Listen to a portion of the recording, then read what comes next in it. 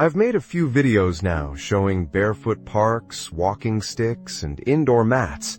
I've shown you all the ways Korea is building infrastructure around earthing. But I've been avoiding one question, mostly because I knew it would take a real video to answer properly. Is any of this actually backed by science? Or is this just a wellness trend that happens to have good infrastructure behind it? Let's actually look at this honestly. I want to dive into the research, the skepticism, and where I think Korea's approach genuinely makes sense, regardless of how that question gets answered. This isn't about selling a product or a dream. It's about looking at the reality of what we know and what we don't know yet about this practice. First, the actual claim, stripped of marketing language. The idea behind earthing is that the Earth's surface carries a mild negative electrical charge. Direct skin contact with the ground, like barefoot walking or a grounding mat, lets your body equalize with that charge. Proponents argue this could reduce inflammation, improve sleep, and ease pain. That is the core idea. Now let's look at what research actually says. Here's the honest picture. There's more research than people assume, but it's almost entirely small scale. Some studies have looked at grounding mats and sleep. One recent study comparing real grounding mats to identical-looking placebo mats found that people using the real mats slept somewhat longer. However, other sleep measures showed no significant difference between the two groups. It is promising, but far from conclusive evidence. Other small studies have looked at inflammation and pain, with some modest positive signals, especially in specific groups. But here's the catch that comes up again and again when researchers review this field as a whole.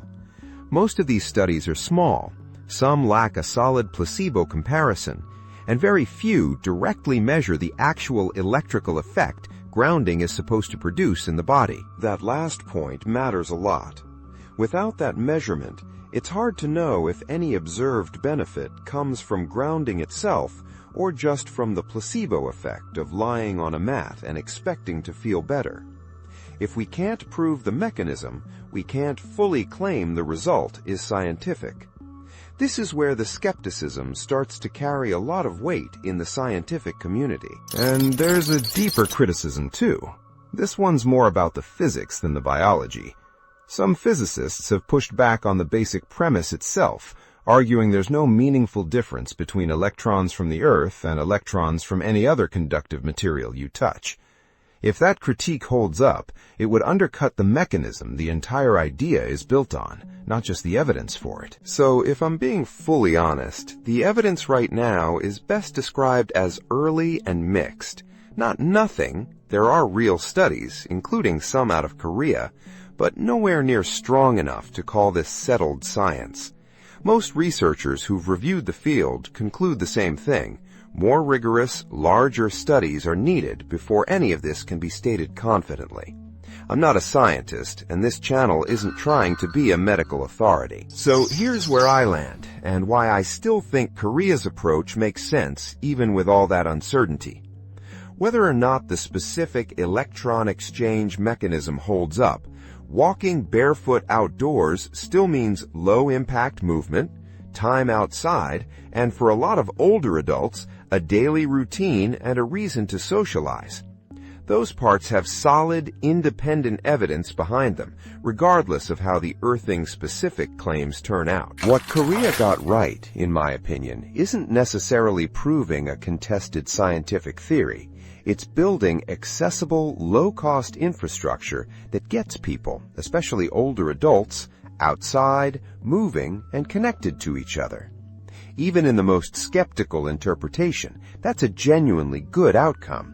It creates a community habit that improves the quality of life for thousands of citizens every day. So, I put it this way. The jury's still out on the specific mechanism behind earthing, but the broader behavior it encourages, outdoor walking, community, and daily movement, is something almost nobody disputes the value of. It's a K-earthing culture that works because it's practical and social. This is what makes the Korean barefoot zones so special to me. I wanted this video to be different from the others on this channel. Less, look how cool this is, and more, here's an honest look at what we actually know. If you've got studies or counterpoints I didn't cover here, genuinely put them in the comments. I'm curious to hear your thoughts. This is a topic I'm going to keep revisiting as more research comes out. Thank you for joining me on this deep dive. Let's keep exploring the balance between tradition, wellness, and science together. Don't forget to share your own experiences with barefoot walking.